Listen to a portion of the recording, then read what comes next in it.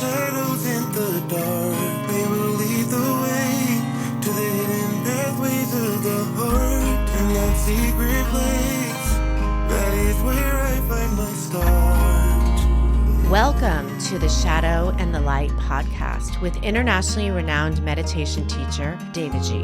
And heart healer and psychotherapist, Elizabeth Winkler, as we guide you through our unique fusion of ancient wisdom and modern psychology.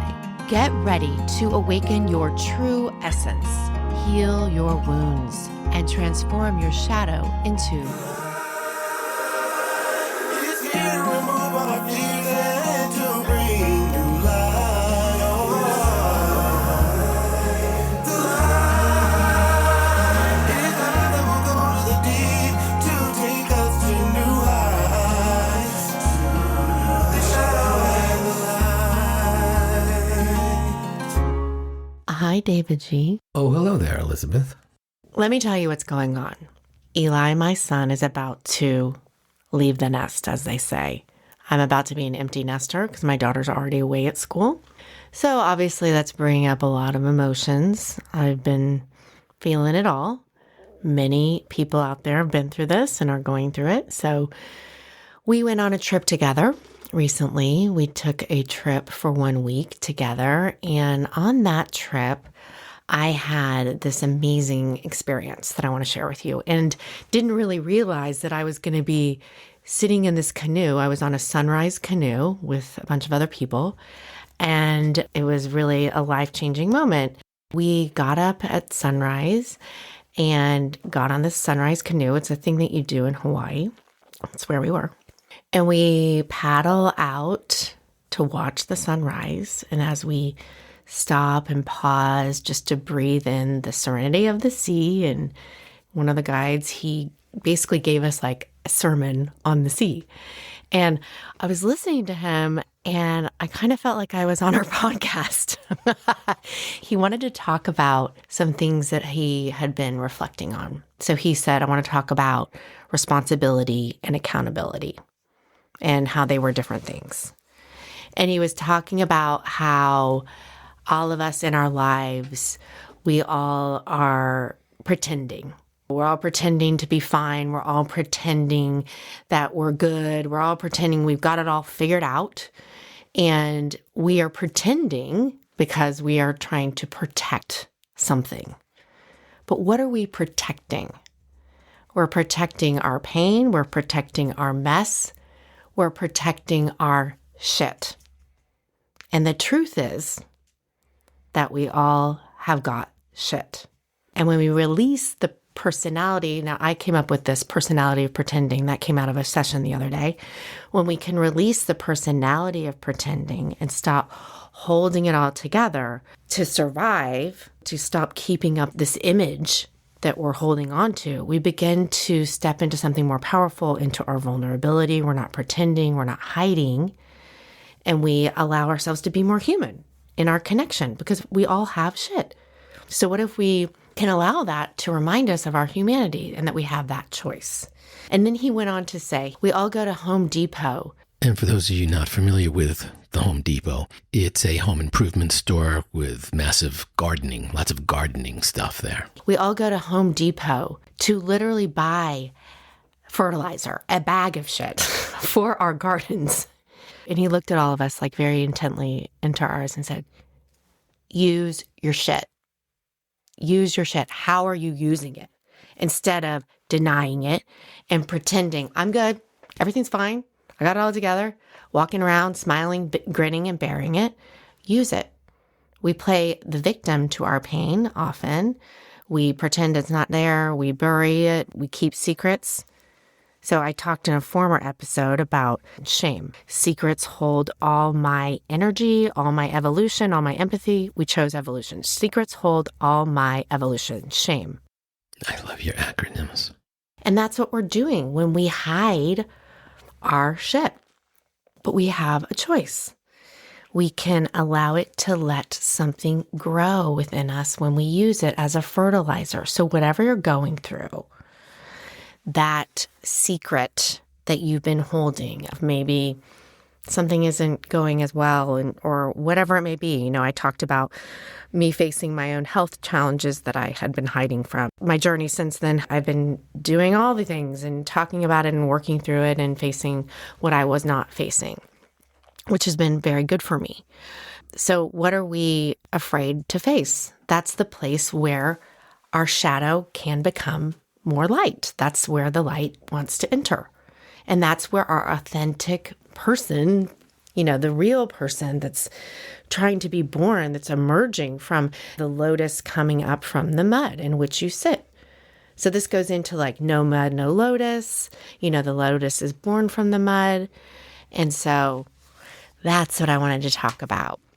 That we need our pain, our mess, our shit, so to speak, in order to birth these new ways of becoming and being authentic. So if anyone feels like an imposter, a lot of people talk about that, imposter syndrome. How are you pretending? What are you hiding? And often we are hiding these parts of ourselves or this shit, so to speak, because we feel shame. But if we can just allow, and maybe you can't admit it to a friend, maybe you can't admit it to a family member, write it down in a journal. Get in bed with your pet, talk to your pet, or talk to a therapist. Just letting yourself speak it. Sometimes we don't even know what it is until we speak out loud to give it freedom. And when we do that, we really open up the doors to our truth. When we, as you said in that shame episode, that the shame suffers in silence. And that by giving it a voice, we actually come to see it's like actually kind of manageable. And we can start to heal, and we can start to connect and start to see how to work with it. So that's what I wanted to talk about. How are you using your shit? What are you doing with it? And what garden do you want to grow? Wow. Am I showing up and am I acting, making decisions out of fear, love, or habit? Fear, love, or habit. And sometimes it's expediency. I bump into people all the time. They're like, how you doing? And I'm like, amazing. Maybe it makes them feel bad, but I feel amazing. Every day, I'm so excited to be alive. I'm so excited for the stuff I have in my life, even the stuff that's waning. I'm rarely putting on a brave face, but sometimes just for expediency, I'll bump into someone in Home Depot that I know. And So when you're buying your fertilizer? I don't buy fertilizer. It's a joke. No, I don't. Fear, love, or habit. And I guess that would be habit. It's not authentic. Because fear and love, those are authentic. But habit, it's just... Is fear authentic? Oh, yeah. I don't know about that. Yeah. Most fears are not authentic. No. I'm acting authentically. Maybe. You know, my fear is... I would question that. My fear is real. Is it valid? But it's real. If I'm afraid, I'm afraid. You can't tell me, no, you're not afraid. I'm not saying But that. you could say, that's not what I'm saying. But you could say, it's based on gibberish and An assumption or a projection, most likely, which you're making up. Yeah. And it's making you scared because you made up a story in your mind. That's why I'm saying it's not real.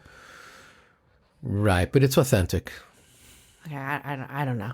Come on, let's go there. I would have completely different definition of that. All right. I think that love is authentic and true. What's true? Oh, I didn't say the fear was true. Okay, well, see, it's how we're defining things. Right. We're having a relationship right now. Oh, this is what we do in relationship. This is what we do in land of relationship in Elizabeth's life.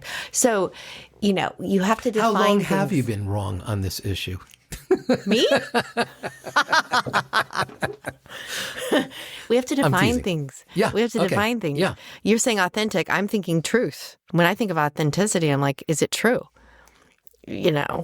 And I'm like, I don't think that fear is really truth. I think fear is usually a bunch of stories that we're telling ourselves. But that's fine. We can define it differently. Fear is a real emotion. It may not be true, but I'm authentically feeling it. I'm afraid I'm going to get to the restaurant and they're going to be out of my special dish that I go there for. So it's real. F-E-A-R, false evidence appearing real. Is it true? Well, we'll find out when we get to the restaurant. But my fear is real. I actually have that fear. My palms are sweaty. I'm feeling dysregulated. We did an episode on regulating your nervous system. All right? So, like, it's real. Is it true? We'll find out. But it's real. Is it a rational response? Irrational response? I don't know. But it's authentic. Sorry. See? You're starting to move stuff around. You're getting nervous. So come on, let's explore this.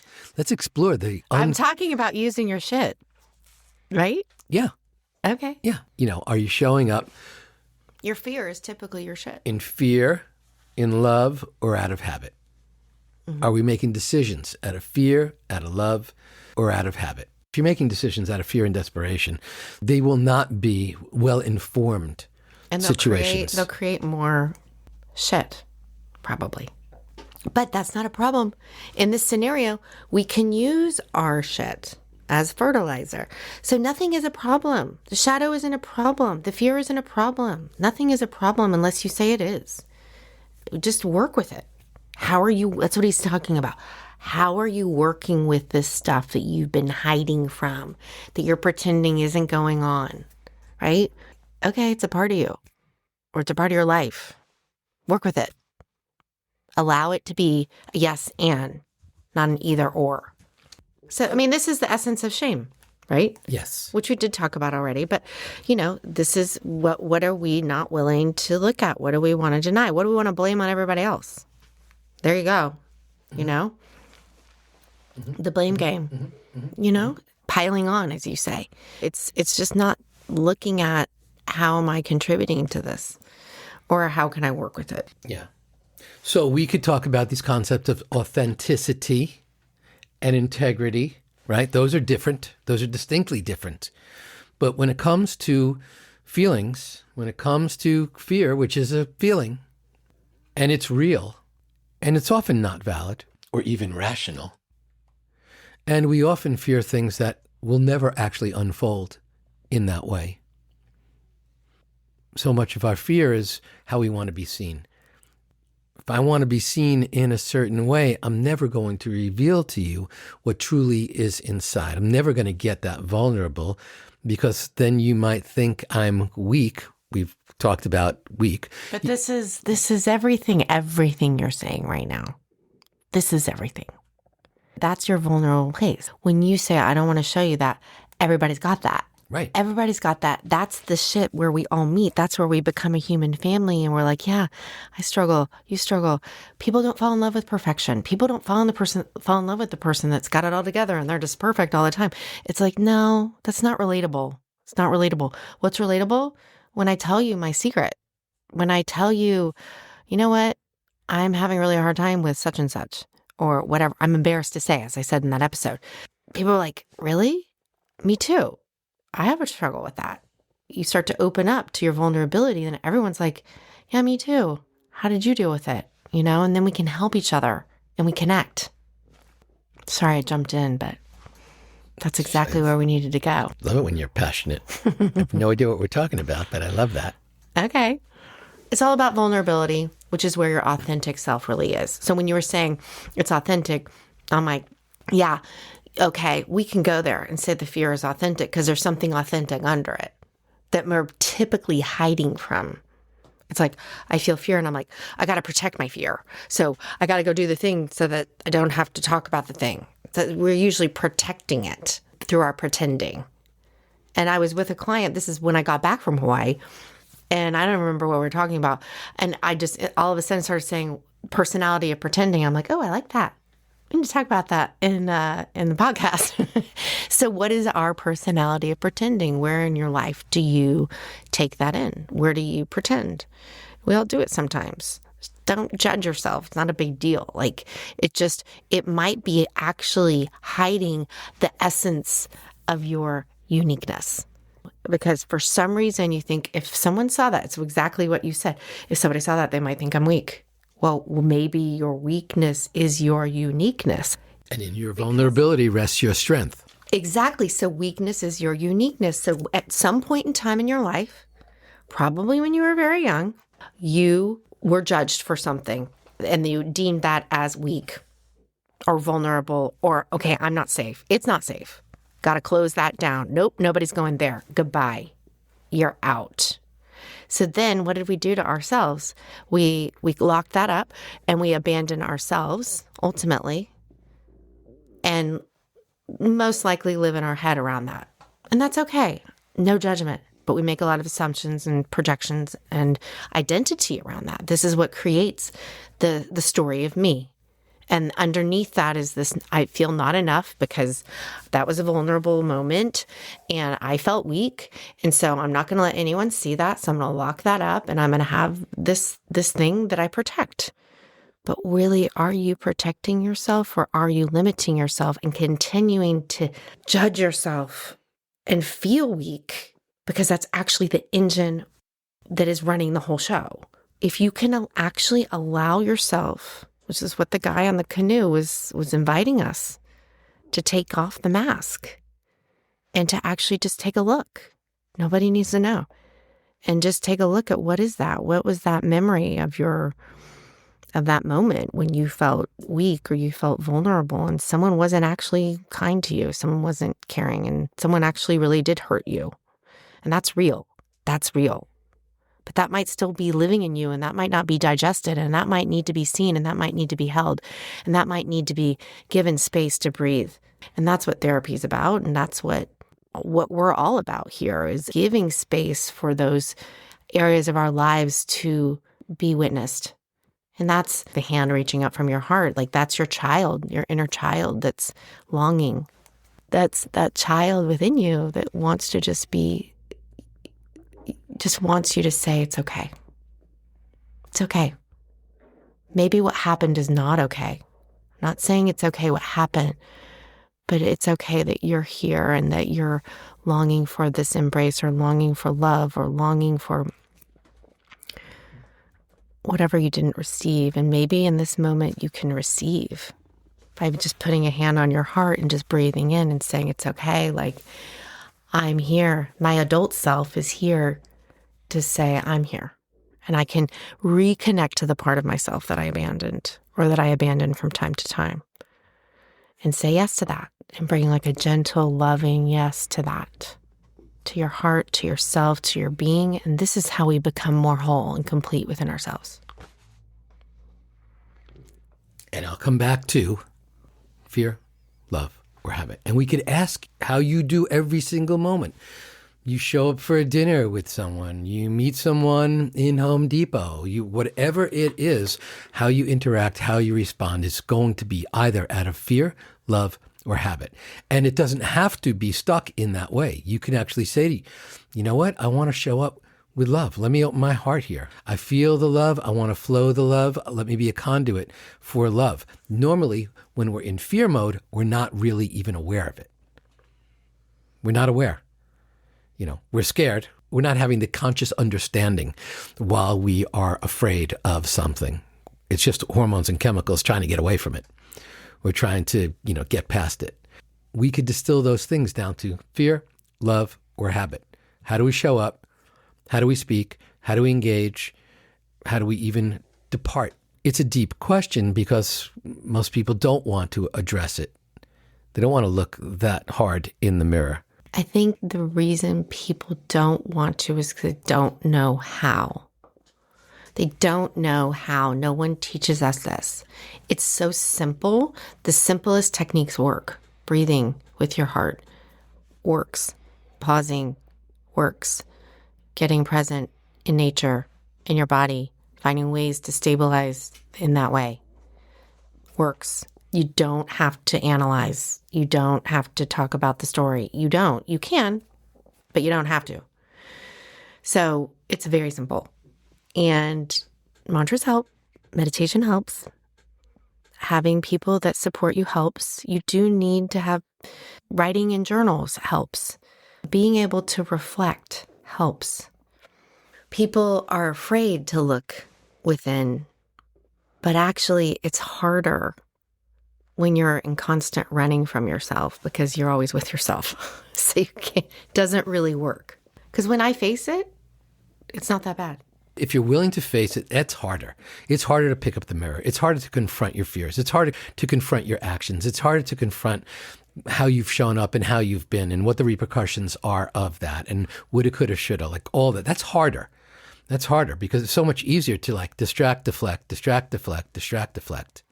But doing that work is so much less painful because there are breakthroughs, there are movements, there's evolution. You know, we're actually changing as we do this. We're actually learning and growing. So harder, but more beneficial.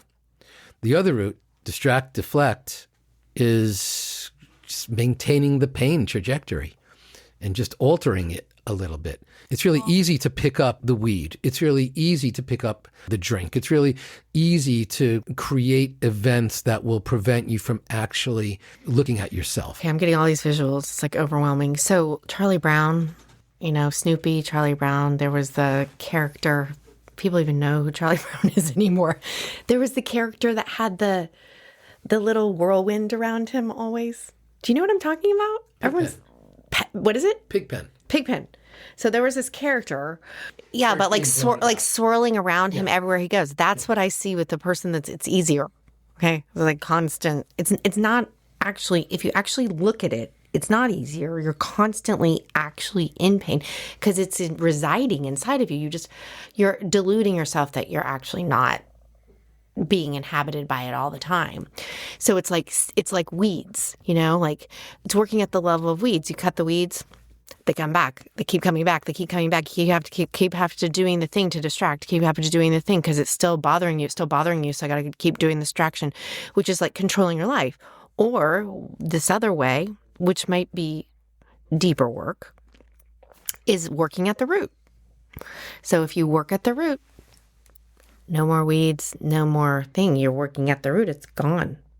So is healing hard? Yes. People come in and they say, I want to heal. I'm like, okay, you know what healing looks like? It can look really messy. It can be a lot of crying. Can be a lot of things that you witness and realize that you didn't realize. So yes. And that maybe that's what you're meaning, that it's hard in that way, ultimately liberating, ultimately freedom. Exactly, Elizabeth. And this goes back to our episode on Can People Really Change? And that the very first step in this process is saying, okay, I'm going to do some work here. I'm going to reflect. I'm going to journal. I'm going to talk to a therapist. I'm going to look at my life and see the places that are not nourishing me and look at the places that are nourishing me. I'm going to look at those. That just the looking is so hard. It would be so much easier for me not to pay any attention to that and just watch something on TV instead. Ultimately, though, that keeps me in my suffering. So yes, I believe the path to healing is a hard path.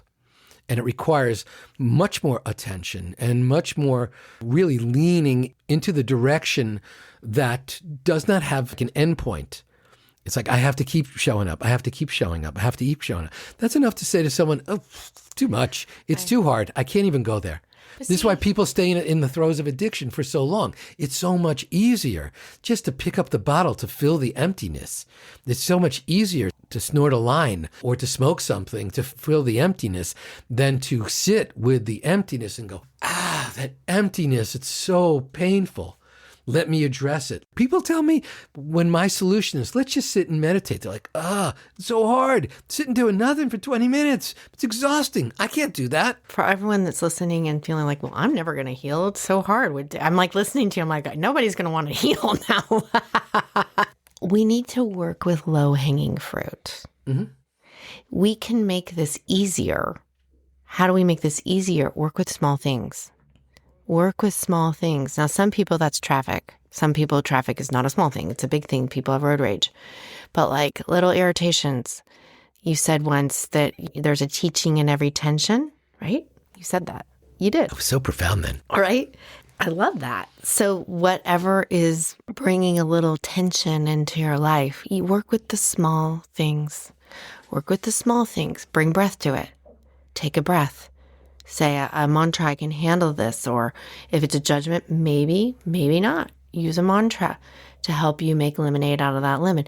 Use little tiny things, because if you keep doing that, then all of a sudden you're in the bigger thing that used to always bring tension, and the tension isn't there.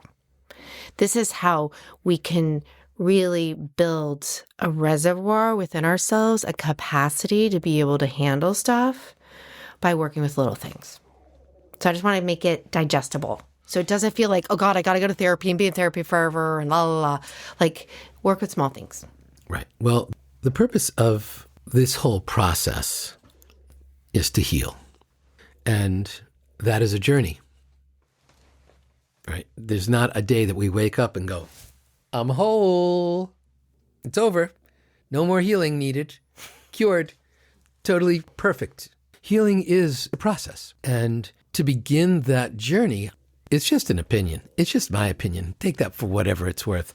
But I believe it is hard work because it's rededicating yourself to this journey of healing, as opposed to, let me just flow through life and whatever it's showing up and doing to me or at me, that's what my life is going to be. If we live a purpose-driven life, if we live with greater intention, even if that intention is, let me be a little happier here, let me be a little more engaging, let me hold up the mirror and just see what happens, then suddenly this thing just takes off. So I think it accelerates. The healing accelerates the more time you're just willing to sit in it. So you can sit in your distraction, or you could sit in your healing journey. I believe the healing journey is harder. And I don't mean to tell people, oh, it's too hard for you, so never mind. Really what I'm saying is it requires for you to redirect your attention, which can be very, very hard for other people because we are habitual beings. And if you've been showing up in a conditioned way for 20, 30 years, guess what? It's more likely that you'll continue to show up in that way for the next 20, 30 years. And if you're willing to say, let me put a stake in the ground right here, let me pivot on this, and let me see what is new and fresh and different, I find joy in those moments. But it's harder to suddenly go and turn the aircraft carrier around in another direction. So I believe the payoff is 1,000-fold in terms of what our life ends up being. But I think it's hard. I think it's hard. I think if it wasn't hard, no one would be addicted to anything. They just go, oh, this doesn't serve me anymore, and let just me move to the easy thing over there. But I think to change habits, to change addictions, to change conditioned behavior does require, you have to be willing. You have to have a pattern interrupt of some sort, some kind of break in it, or some kind of divine convergence of message, messenger, and timing. The message has to be something that speaks to your soul. The messenger has to be a trusted source. That could be a blog, that could be a conversation, it could be a book, it could be a teacher, it could be a therapist, it could be a coach, it can be a parent or a friend, it can be anyone. It can be an animal, it can be your dog. 40 million Americans have dogs, and 30 million Americans have cats. I have both. You're in that special divine convergence. And the third component is timing. And I like to refer to that timing thing as there needs to be a window of receptivity. The message, the messenger, and you've got to be willing to receive it. We can't manipulate that. We're either going to vibe with the message, vibe with the messenger, and be open in that moment. And if we're just distracted just for a little bit, like, oh, look at that. I've seen it happen. I've seen it happen in classes where I have been the trusted source. I've been the messenger, and I'm putting the mic drop line out there, and it's about to descend on this particular person who is open. They came to this retreat to hang out. They're cracked open. They're ready to receive. And just as the words leave my lips, their phone buzzes, and they go, oh, my niece just had a baby. That's it. My words just went whoosh, right past them. So no transformation can occur in those moments. The work is challenging. The work is challenging, but the payoff is unbelievable. So you and I may disagree on this, but maybe it's just a nuance in languaging. But I believe that to turn my attention from the easy thing that's not nourishing is challenging. I like the word challenging. Okay. Yeah. Let's go with that. Because I think it's just Let's name this episode. Are you challenged? You say it's challenging. I'm like, yes, challenging. Well, perhaps I was not impeccable enough with my word. That's what I meant. Challenging. Hard is more subjective, but it's a challenge. Yeah. To suddenly go, okay, we'll go over there. Right. It's a challenge to do that when you're actually driving and you're on the road and suddenly you see a shortcut and you're like... Of course, this work is challenging and it is hard. I agree. I just think that we're delusional if we think that the person that's doing the easy way is not in more suffering. You're in more suffering. Yes. The easy way is suffering. The hard way is healing. But actually, I think the suffering is harder, is my point. You might not think it is, but when you look back, you see that. You look back on your life and you see that you were in denial and you were actually hurting yourself and so many people around you. Mm-hmm. And when you are more conscious, your karmic energy is not like Pigpen. That's why I kept seeing Pigpen. It's like everywhere he goes, he's affecting the world with his chaos. That was my point, if I wasn't being clear, of when you're unconscious, you're creating so much karmic energy for yourself and others that's just continuing the suffering. And when you become more conscious of the impact, people don't realize the impact of their behavior or their energy, you know, or their habits, as you said, or their fear or their love. Everything has an impact.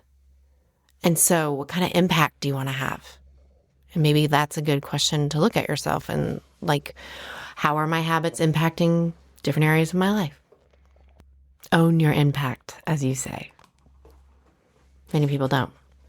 So what's today's takeaway? Own your impact. Own your impact. And maybe take a look at your habits, your fears, your love, and what is the impact of them. And your fertilizer. Yeah. Use your shit. Whatever the impact of that habit or that fear, don't let it be a problem. Use it. Use it as a teaching or a teacher to show you what else you want to do, what else you want to create. Use it all. My name is David G. We're here with Elizabeth Winkler, the fertilizer goddess of the galaxy, the nourisher. Jamar, take us back to Hawaii. I will not be afraid of the shadows in the dark. They will lead the way to the hidden pathways of the heart. In that secret place, that is where I find my start. The light, it is here to remove all my fears and to bring new sight.